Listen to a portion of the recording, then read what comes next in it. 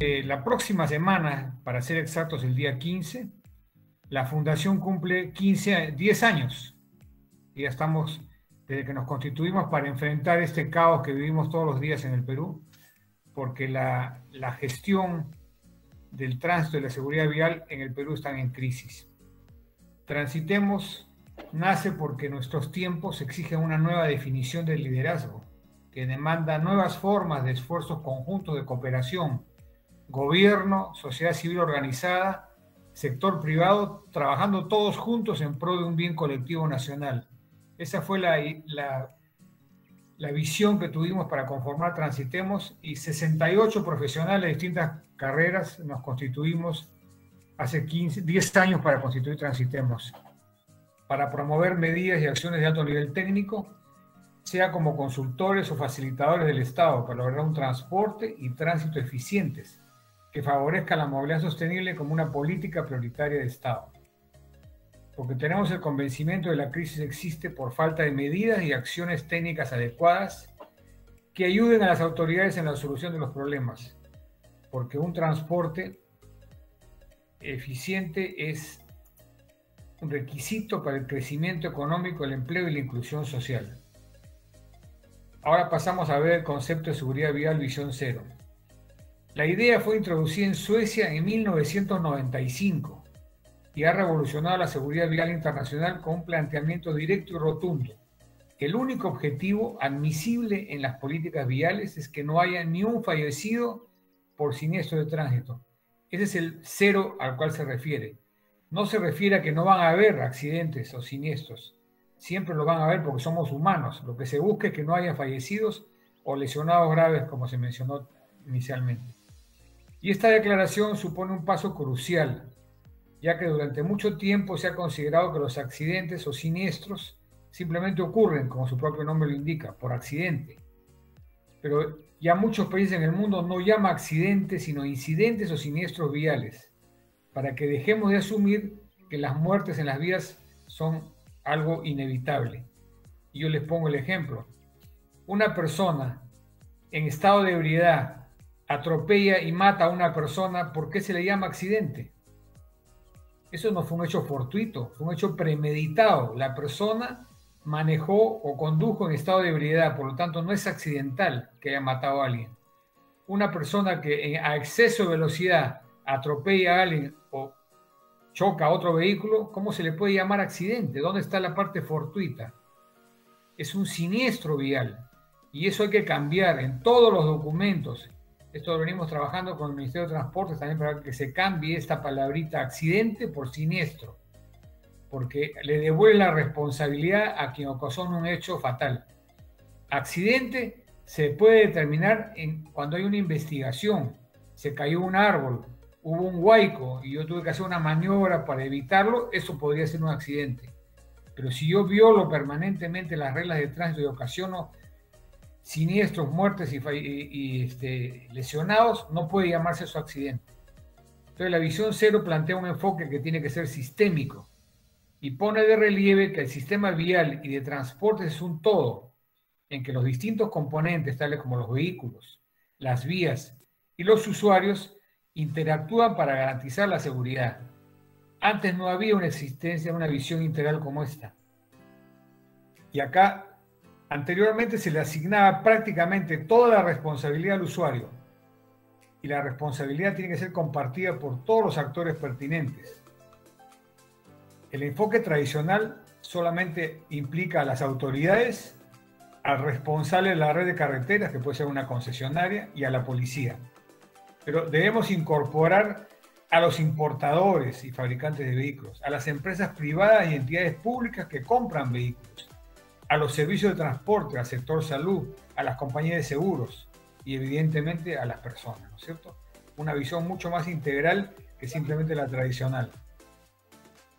Y la visión cero cambia la manera de ver la responsabilidad. Quienes configuran el sistema vial y de transportes tienen la responsabilidad principal de la seguridad. Por ejemplo, los que dan mantenimiento a las carreteras, a las calles, a las vías, a las veredas, los fabricantes de los vehículos, a las empresas de transporte, los políticos, los funcionarios, las autoridades legislativas y la policía. La responsabilidad del ciudadano es cumplir con las normas de circulación. Y anteriormente a la visión cero se le asigna prácticamente toda la responsabilidad al usuario, y todavía lo seguimos haciendo acá localmente. El abordaje de la visión cero toma en cuenta los errores humanos como inevitables y al sistema vial como el responsable de cuidarnos. Ejemplo, si yo estoy en una carretera y tengo un poste que está a 1 metro de la vía, evidentemente si yo tengo un siniestro y choco con el poste, mis probabilidades de morir son grandes. Por lo tanto, el responsable de la vía debería mover ese poste a una distancia prudencial para evitar que en caso haya un siniestro o accidente, la persona no muera. Por lo tanto, ahí no es responsabilidad del usuario, es responsabilidad de la autoridad y del responsable del sistema vial, lo que se llaman carreteras que perdonan vidas.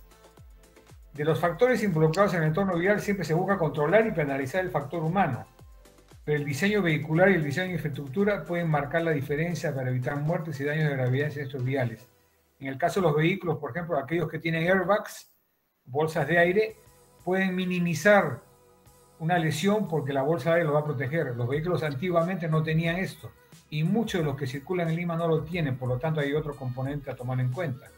Entonces, visto esquemáticamente, se debe partir por la parte inferior de este cuadro.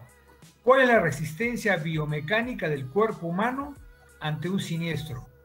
Una persona que es embestida por un vehículo, un peatón que no tiene ninguna protección, es embestido por un vehículo a 20 kilómetros por hora, tiene 80% de probabilidades de no sufrir una fatalidad.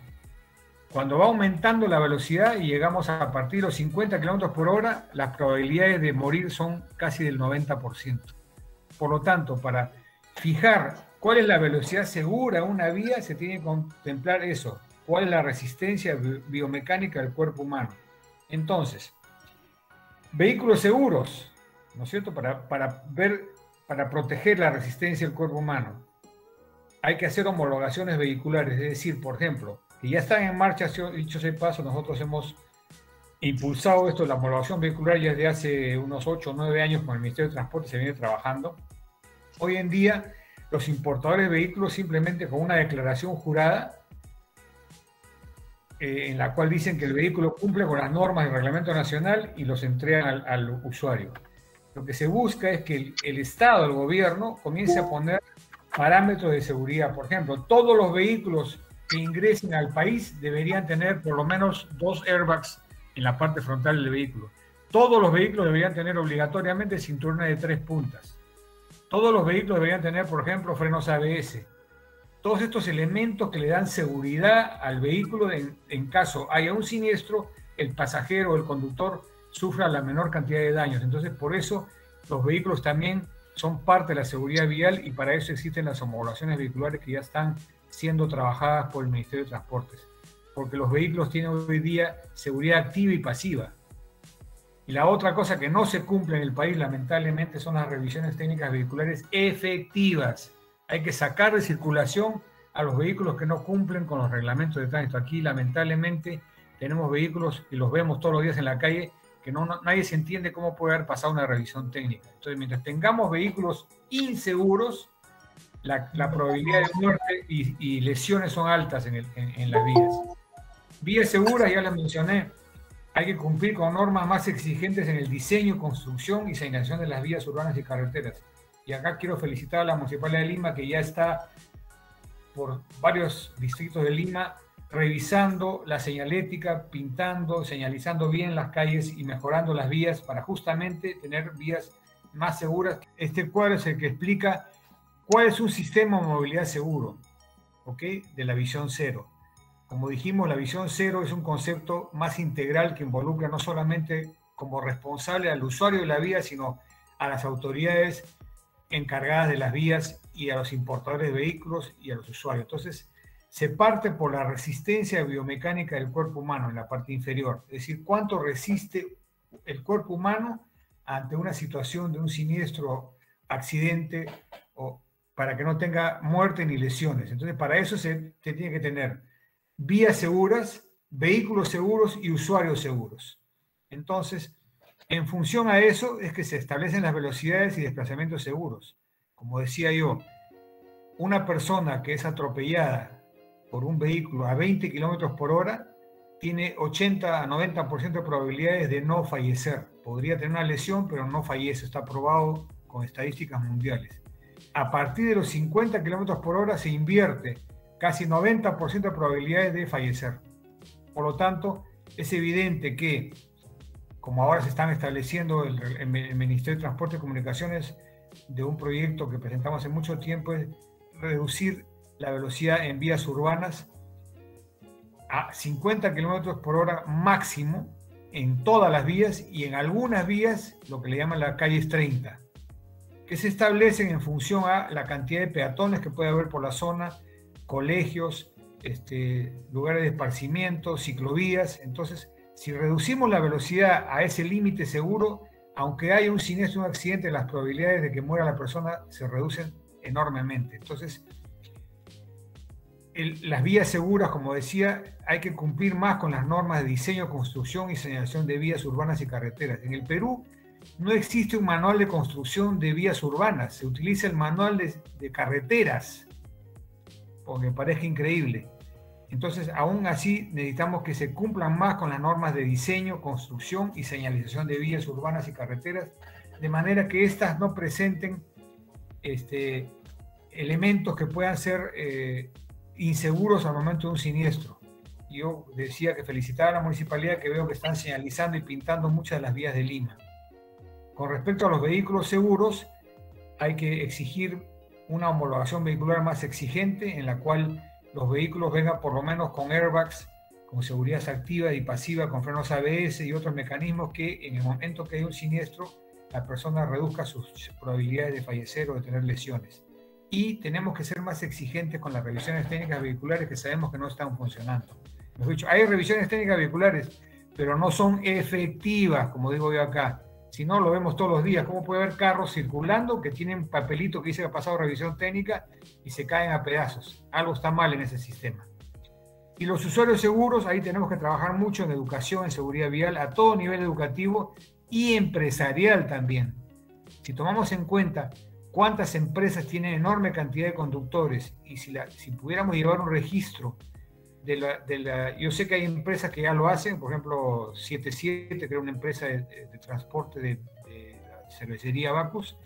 Ellos llevan un registro de las multas y sanciones que reciben sus conductores, y cuando tienen una papeleta los llaman y les dan una charla de seguridad vial. O sea, la capacitación también viene a venir desde la empresa.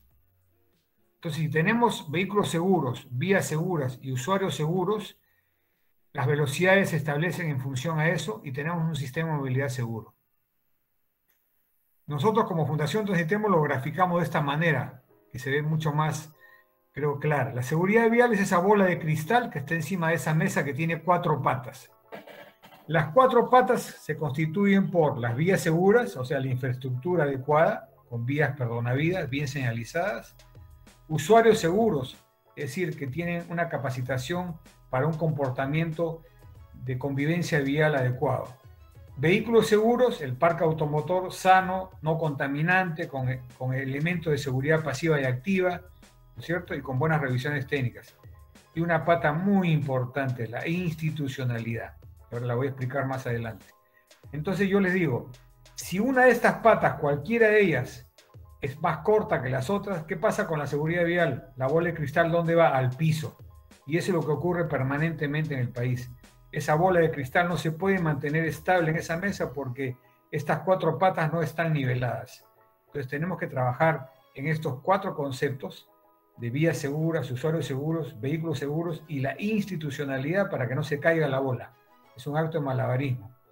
Entonces yo pongo como ejemplo, en la columna de institucionalidad, o sea, gestión de la seguridad vial, ¿qué acciones locales se deberían tomar en cuenta para tener una mejor institucionalidad?